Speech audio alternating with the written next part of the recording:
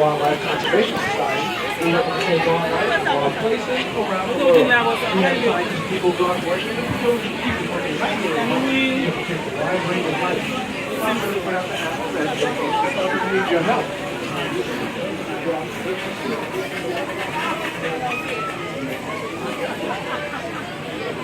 Girls.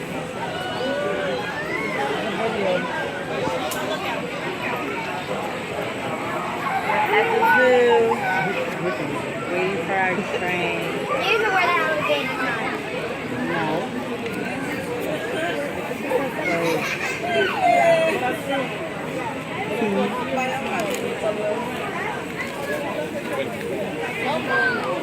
Está bien guapo.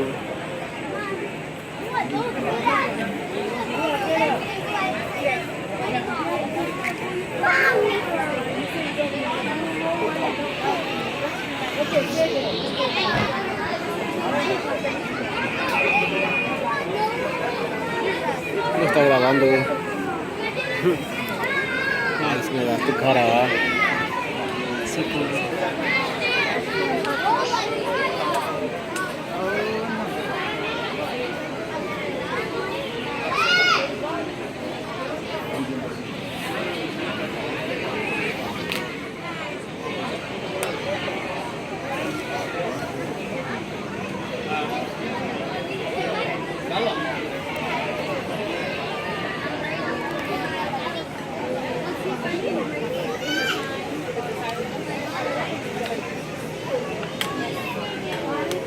¿Sabes cómo yo me quiero ir? Para un conjunto deportivo, de pantalla.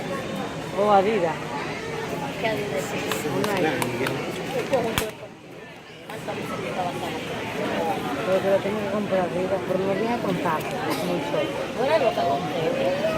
¿Con tenis o con cosas? No, si te pones un conjunto deportivo, tienes que comprar. Debe ser un conjunto deportivo con ese zapatito conmigo. Y hay cosas más accesibles.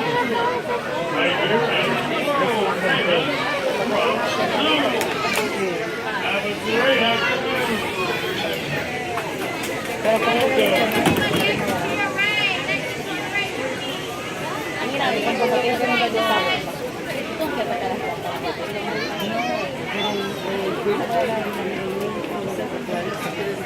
tiene que estar haciendo la vida para que lo pongan a dormir. Y lo amanda que queda ahí.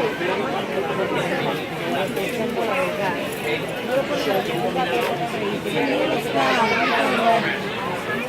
Not yet. Te voy a llevar. Mira noche que acuérdame. Yo creo que yo era de niño solamente, yo estoy saliendo de la mesa. Yo odontóloga de niños, eso no fue de niños. No lo va por adelante, porque es gente adelante. Nos toca para allá.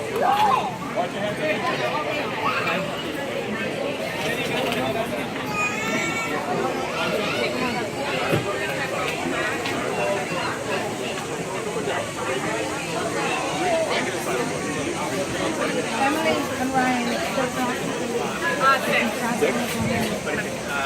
do that. The apps basically. Hi.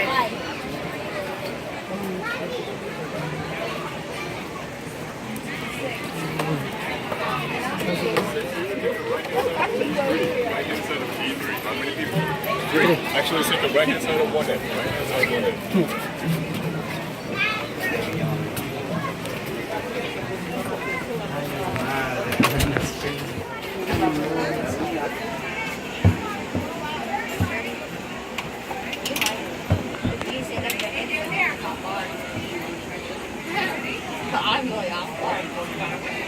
No puedes fumar, pararte, no comida, no bebida. Que no se puede hacer nada. I love corn at this.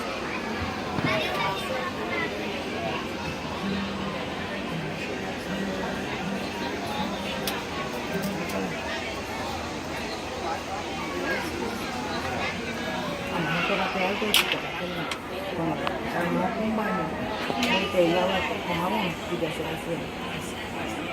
Y si es un barro, yo mismo lo veré acá. Le pica, pica en el sangre. Carga eso.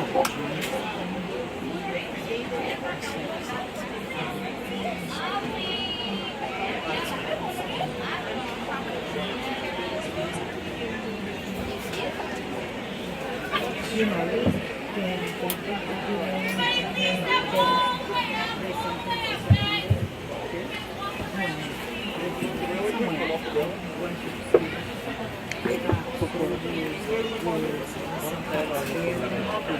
Stand clear of the closing doors. Good afternoon, Bronx Zoo Explorers. Welcome aboard the Wild Haitian Monorail. My name is Omar. I'll be your guide and driver. For your safety, please remain seated with your hands and feet inside at all times. And here we go. Here at the Bronx Zoo, we are the headquarters of the Wildlife Conservation Society, also known as WCS. We have scientists and eco-guards working in the field, and zookeepers working here at home to protect animals all over the world. After we cross the Bronx River, we'll be transported to Asia as if by magic. We'll see animals from China to India, Cambodia to Nepal, and more. After we cross the Bronx River, you'll be approaching animals. I'll point them out, but I'll need your help as field scientists in training. And field scientists need good observation skills to ensure the health and well-being of animals. And we have now traveled over 7,000 miles and arrived in Asia. Be on the lookout for animals. You might be able to start seeing right away some of our peafowls. The males are known as peacocks, the females peahens. The males have the colorful feathers, and after they mate, they lose those feathers. And the only way to tell them apart is by looking at their necks. Males have blue necks, females have green necks. And we also have some deer, but they'll be on the far left-hand side. Here's a note from one of our field scientists. The rhinos used. Hi, my name is Michelle. I'm part of the Wild Asia Keeper team. We call this area Kanha Meadow, where we care for about 40 Barasingha deer, 15 axis deer, 10 black buck, and a pair of muntjac. We start our day by checking on all the animals, making sure they are healthy, behaving normally, and safe. Sometimes, fawns and calves are born overnight. Newborns are given a neonatal exam, which includes weighing, vaccination, and tagging for identification purposes.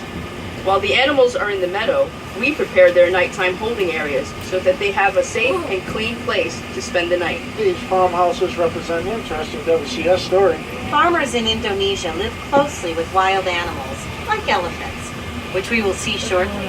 WCS field staff work with local leaders and farmers in Indonesia to come up with the Crop Protection Unit. This unit created many different ways for farming to continue in close proximity of wild animals. One strategy was to soak ropes in chili powder and place them around the crops. Elephants do not like chili and leave the farms alone, allowing the farmer and the animals to share the habitat peacefully. We all know that a species that is extinct is no longer in existence, like the dodo bird or the dinosaur. The next animal we'll be seeing was on the verge of extinction. In fact, the Mongolian wild horse was extinct in nature and could only be found in captivity. Recently, there have been some reintroduction of the Mongolian wild horse from herds in North America and the Asian zoos. What differences do you notice about these horses and the domestic ones we are more used to seeing? You might have noticed that they have a stockier build, shorter legs, and erect mane. Also, the erect mane just means their hair stands up almost like a mohawk. I guess they don't wake up with bad hair days. And they're missing a forelock, which is the piece of hair that drapes over the forehead.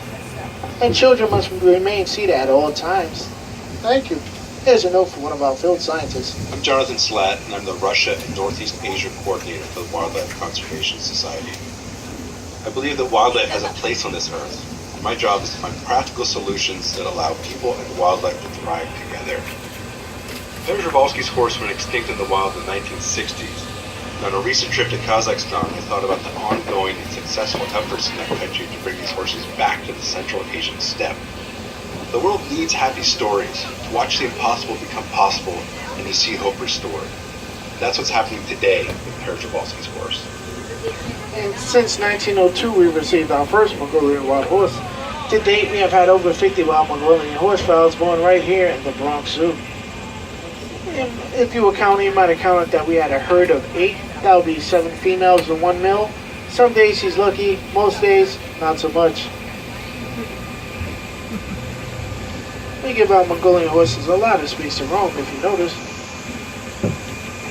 And as we say goodbye to our Mongolian wild horse, we're going to be on the lookout for not 1, but 2 vulnerable endangered species. One is going to be a very large animal. That is the gawa. The other, look for curve-shaped antlers, and you'll spot it our brow antler deer. Brow antler deer get their name from the male deer's antlers. Currently classified as vulnerable, these deer are continuing to lose their wild space. Herds must resort to feeding on crops, as their natural habitat has been lost due to over-farming. And the gawa. The gawa stands at 6 feet tall, 10 feet long, weighing as much as 2,000 pounds. With their large size and impressive horns, they can fight off just about anything, even a tiger. You'll see some of our brown antler deer towards the gate. Just past these fallen trees, you'll see the brown antler deer. And you might be able to start seeing our gawa on the far right-hand side. But the brown antler deer are straight towards the back. No need to look for antlers because it is a ladies' day out. The gawa are the world's largest wild cattle. As you've seen, open binoculars are needed. What threatens these huge species is a loss of habitat and the disease they suffer from domestic cattle. Take a good look at those horns. One way our zookeeper tell them apart is by looking at the horns. If you find the horns go upward, you have spotted a male gawa. If you see the horns dip inward like a crescent moon, you have spotted a female gawa. We have one baby gawa whose horns are still in development.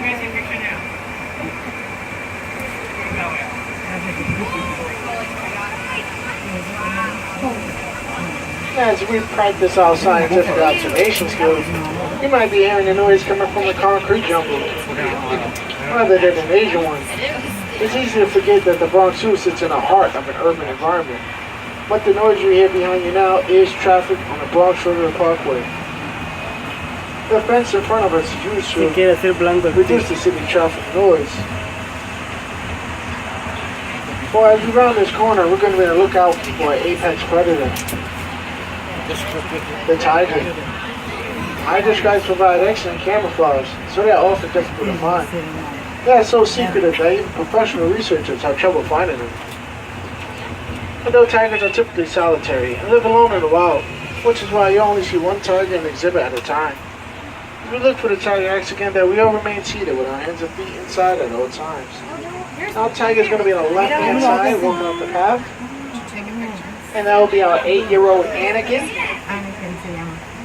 Tigers hunt a variety of species, but they prefer a wild pig and medium-sized deer. A tiger will gorge itself on the first kill, eating as much as 40 pounds of flesh in one sitting. That's equivalent to 160 hamburgers. I can go for about 20. After a meal of that size, a tiger will usually not eat again for several days. Neither would I. Here's a note from one of our field scientists. WCS works with many species of tigers in the wild and at the zoo. Here is a note from one of our field scientists about his experience working with rangers to protect tigers in Indonesia. Hi, my name is Farul Amama. I'm helping the rangers of the national park in doing their forest patrol. There was a time when we found some tigers footprints in the jungle. But then we also found that some snares are installed inside the forest, which become threats to the animal. We dismantle the snares to make sure that the tigers are safe. There's about 3,000 tigers left in the wild, and 1,000 of those being breeding females. Tigers' numbers have dropped due to habitat loss, lack of prey, and poachers. In this exhibit, we're going to be seeing some of those deer that we're going to see in the first meadow. This is the extension of the first meadow. And here is some of our axis deer with the white spots. Our black-buck antelopes with the tan oval coats and the white underbellies and the spiral horns. And we're going to see our barrasinger deer on the far right-hand side along the gate.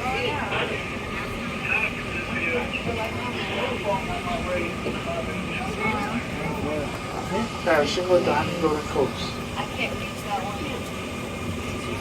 Barrasinger means 12 time because they have 12 to 14 points in the antlers at the time. This next animal we're going to be seeing